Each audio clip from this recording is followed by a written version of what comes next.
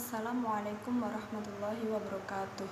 Saya Situmi Hasanah akan mempresentasikan materi saya, yaitu tentang hambatan-hambatan perkembangan psikologis anak remaja berkebutuhan khusus. Nah, yang pertama, di materi kemarin kita sudah membahas tentang kajian psikologis dalam proses biologis anak remaja berkebutuhan khusus. Kemudian kita juga sudah membahas tentang kajian psikologis terhadap faktor genetik, bawaan, dan lingkungan.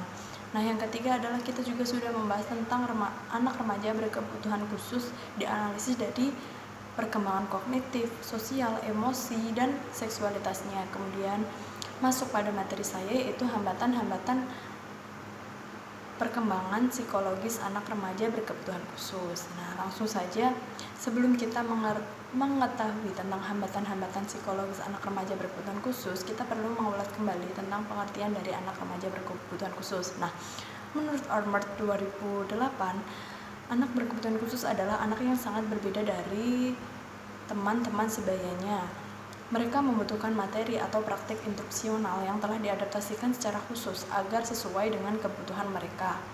Nah, menurut saya juga anak yang berkebutuhan khusus itu membutuhkan perhatian dan kasih sayang yang lebih agar mereka dapat mengembangkan potensinya secara optimal, seperti itu.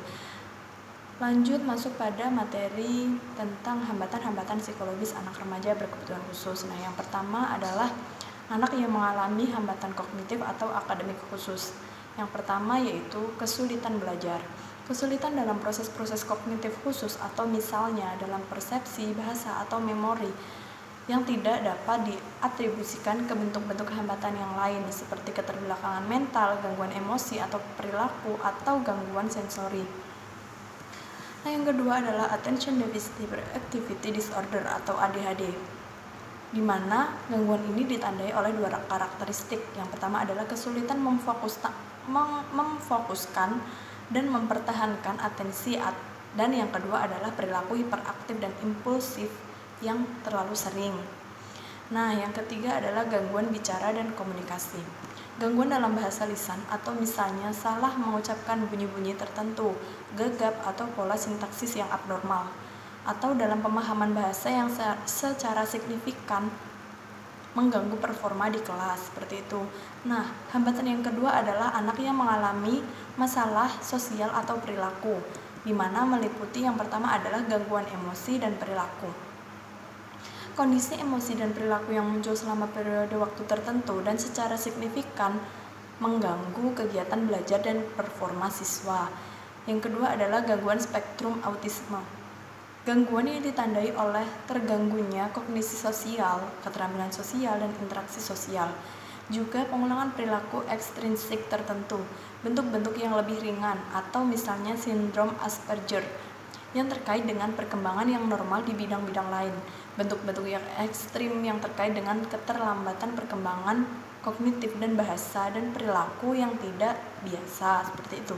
Kemudian hambatan yang ketiga adalah anak yang mengalami keterlambatan dalam fungsi kognitif dan sosial, di mana meliputi yang pertama adalah keterbelakangan mental, intelijensi secara signifikan di bawah rata-rata, dan mengalami kekurangan dalam perilaku adaptif atau yaitu dalam intelijensi praktis dan sosial. Yang kedua adalah gangguan fisik dan kesehatan. Kondisi fisik atau medis biasanya jangka panjang yang mengganggu performa di kelas sebagai akibat dari kurangnya energi dan kekuatan, menurunnya kewaspadaan mental, dan kurangnya kontrol otot. Yang ketiga adalah gangguan penglihatan. Gangguan fungsi mata dan syaraf optik yang mengganggu penglihatan normal bahkan setelah menggunakan kacamata. Yang keempat adalah gangguan pendengaran. Gangguan fungsi telinga atau saraf-saraf terkait yang mengganggu persepsi terhadap suara dalam rentang frekuensi bicara yang normal. Nah, yang kelima adalah ketidakmampuan atau hambatan yang parah dan majemuk. Adanya dua hambatan atau lebih yang kombinasinya menuntut tingkat adaptasi yang signifikan dan pelayanan pendidikan yang sangat spesial, seperti seorang anak yang memiliki dua kebutuhan khusus atau dua gangguan, misalnya anak itu mengalami tunarungu dan tunanetra, misalnya seperti itu. Nah, kemudian dia itu membutuhkan sebuah penanganan atau praktik instruksional atau bentuk bahasa yang berbeda dengan anak-anak biasa yang tidak memiliki gangguan seperti itu. Nah, kemudian ada gangguan yang terakhir atau keempat adalah hambatan yang terakhir atau yang keempat adalah anak yang perkembangan kognitifnya tinggi atau keberbakatan atau giftedness.